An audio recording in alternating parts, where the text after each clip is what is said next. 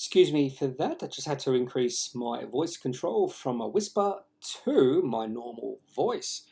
In this video today, I am going to be discussing the Appendix 4C for the September quarter and a trading update for a company called Whispir.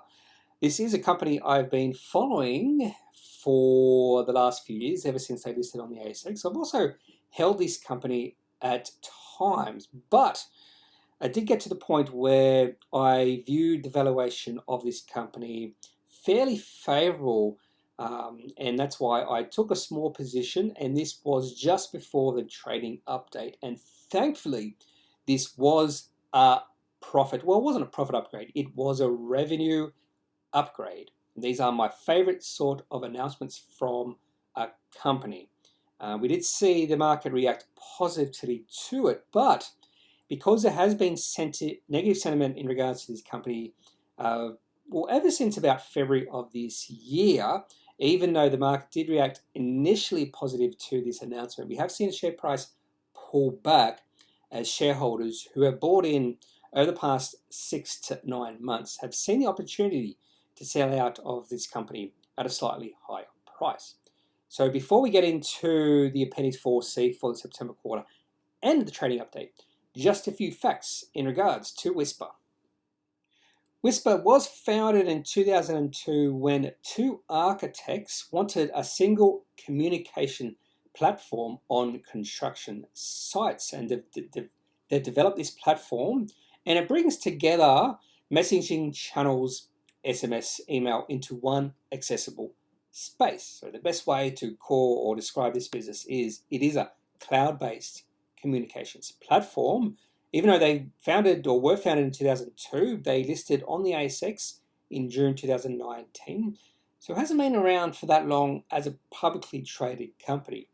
And the co-founder, one of those architects, was Jeremy Wells. He's the co-founder and he's also the current CEO. He has 11% holding in this company. And two of the large shareholders just below Jeremy Wells Regal Funds and Pi Funds, fairly well-known funds in Australia and New Zealand. Pi Funds is based in New Zealand. And the current market cap of Whispir, $260 million. That's a share price of $2.20. And when I compare to some of their metrics, that does look quite favorable. So I'll talk about that in the next slide. And the ticker code for Whispir is WSP. Before we have a look at Whispir's latest two September quarter Appendix 4Cs, just look at their financial results for financial year 21. Just compare it to how they were doing in financial year 20. Revenues increased from 39.1 million to 47.7 million. Gross margins roughly the same, between about 63 and 60%. I would prefer that to be a little bit higher, and maybe that's one of the reasons why the market has been putting a little bit of a discount to this company compared to other SaaS companies. Operational cash flow negative and unprofitable. So operational cash flow negative $3.3 million in financial year 21, improving from the previous year, and unprofitable by $9.7 million, a slight improvement from financial year 20. They also have about $50 million of net cash at the end of the financial year. That has come down over the past quarter, which means the enterprise value at the end of the financial year was just above $200 million. And when you take into account the annual recurring revenue at the end of the financial year was $53.6 million, which had grown considerably from financial year 20, which was $41.7 million. That means this company has a very attractive EV to annual recurring revenue ratio of 3.9. Typically, the number I look for there is 10, and then I adjust it based off the growth in annual recurring revenue and also some other factors. And that is a very attractive valuation for this company. Now let's have a look at the September quarter results from 1 year ago. I just want to see how this company has performed over the past year, just to see if there is any operating leverage as they grow receipts, because if annual recurring revenue is growing, more than likely we will see receipts growing along with it. Receipts to customers 1 year ago, $10.5 million, and they're only operational cash flow negative by $2 million. They do also spend a little bit of money on intellectual property, $1.1 million in this quarter. And because there was no capital raisings, not a lot of other money spent in investing and financing activities, cash on hand fell from $15.2 million to $12 million. Now, let's have a look at the most recent Appendix 4C for the September quarter, just to see if they have gained any operating leverage. And if they have, then there is a possibility this company is operational cash flow positive. There were some things to like about Whispir's most recent Appendix 4C. Receipts to customers grown up $6 million from 1 year ago. They did do a capital raising over the past year, which actually did mean the cash on hand increase to $49 million. But even though the company did mention in their commentary that they are seeing some operating leverage, I'm not just seeing that just yet, because a lot of the costs have increased by a greater amount than the overall increase in receipts. For instance, product manufacturing operating costs were up $2.7 million, advertising and marketing up $600,000, staff costs up $2.6 million, and administration costs up $1 million. When you combine all those increasing in cost, it was greater than the increase in receipts. The other thing is intellectual property grew from $1.1 million to $1.9 million. So that means overall, Whispir was operational cash flow negative by a greater amount. So I'm not seeing this operating leverage just yet with this business, even though the company did say it. And because they are burning through a lot of cash, $2.9 million in operating activities, $2 million in intellectual property, that meant the cash on hand fell by almost $6 million, actually about $5.3 million. One thing I always track with these types of companies is the growth in annual recurring revenue. We want to see it increase through time.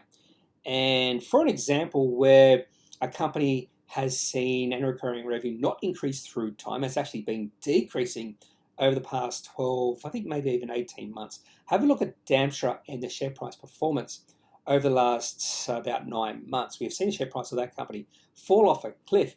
And the reason, or one of the reasons behind that, is the annual recurring revenue has actually dropped in recent times. But for Whispir, we have seen the annual recurring revenue increase at a good rate during the past few years. It's actually increased from $34 million from Q1 financial year 20 to $56.8 million in Q1 of financial year 22. This is a good increase in annual recurring revenue. In fact, you could almost say it's accelerated in the past year compared to 2 years ago. Though I do track the increase in annual recurring revenue for these types of companies, I also track receipts history as well. And because annual recurring revenue is growing through time, more than likely we will see cash receipts grow through time. And that's exactly what we see with Whispir. You might notice there is at times a little bit of lumpiness. You will see receipts come down in one quarter, but then return to growth the next quarter. And overall, since they listed on the ASX back in 2019, we have seen receipts grow from $8.3 million to $16.3 million. So receipts have almost doubled over the past 2.5 years. And if you calculate the compound quarterly growth rate in receipts, you get a number of 7.8%. That's a very respectable growth in receipts per quarter over the past 2 years. My favorite type of announcement from a company is a positive trading update, in particular a profit or earnings upgrade, or even just a revenue upgrade. I do find they are very powerful announcements, and it can be the catalyst for re-rating in a company's share price. And Whispir provided this upgrade on the 24th of November. They talked about revenue and EBITDA. I'm just going to focus on the revenue in this video, but have a look at that announcement on the 24th of November if you want to have a look at that EBITDA upgrade as well. But when it comes to revenue, and they're talking about financial year 22, they have upgraded their revenue to 64 to 68 million, increasing it from 57.2 to 60.2 million. That's an increase of 12 to 13% from the previous guidance, and an increase of 34 to 42% from financial year 21. The market did react quite positive to this trading updating. Share price increased 14%. But as we look at the chart, you'll notice the share price has pulled back from the 24th of November. So let's have a look at the charts now. And just to see, how negative sentiment has driven the share price down for Whispir, even though they are right now in an earnings or revenue upgrade cycle. The last time I did a video on Whispir was back in April of this year, and at that point in time, the share price was just hovering above a support level at about $3.20. I was paying attention to the share price of Whispir at that point in time, because if the share price fell below $3.20, that would be quite negative, and more than likely we'll see the share price fall further from there. So let's see what actually did happen with the share price of Whispir and see if that support level at $3.20 held firm.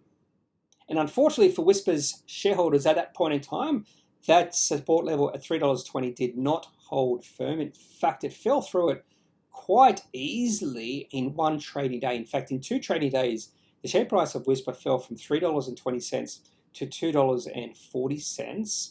Actually, that's 2 weeks of trading.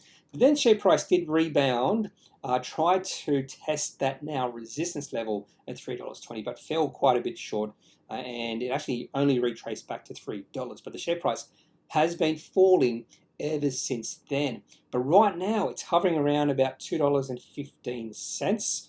I will say $2.10. So potentially $2.10 is another support level for Whispir.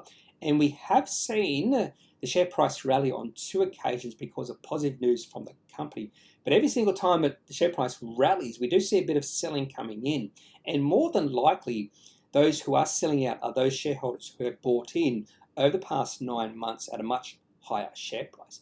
So let's have a look at the daily chart just to see how the share price has rallied and then pulled back on positive news.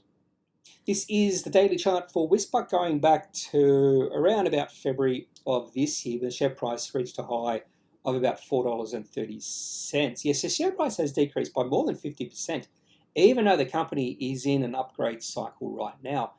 And this just shows you how bad negative sentiment can be for a company's share price, because the share price has been falling, but the company has released 2 positive announcements. The first one was the Appendix 4C. The market really liked it. In fact, the day they released that Appendix 4C, the share price increased between about 14 and 15%. It looked like that could have been the breakout in the share price, but it failed, and we did see a bit of selling coming in. And more than likely, as I mentioned in the previous slide, a lot of the shareholders who are selling are those who have bought in at a much higher share price in the past, and they consider this company now a dog stock, because a lot of investors these days just look at the share price performance of a company compared to where they bought in, and the share price has fallen, the company automatically becomes a dog stock, even if the financial performance of that company is improving. And the exact same thing happened with this trading update. The share price increased over 14%. It looked like this could have been another breakout, but over the past 2 trading days, the share price has pulled back from $2.40 to current share price of $2.14. Does look like share price around $2.10 is or should be a fairly good support level. So I just think right now we just have to wait for all these stale shareholders who bought in over the past 9 months at higher share price to sell out before we start to see the share price of Whispir move into an uptrend. That's all I have for this Appendix 4C September quarter and a training update video for Whispir. If you have any questions about this company or any other company on the ASX, please leave your comments in the comment section of this video. And the last thing I should mention is I'm not a financial advisor. If you do need financial advice, make sure you seek out someone who is qualified and can speak to your own financial needs. That's it for this video. Have a good day. Bye.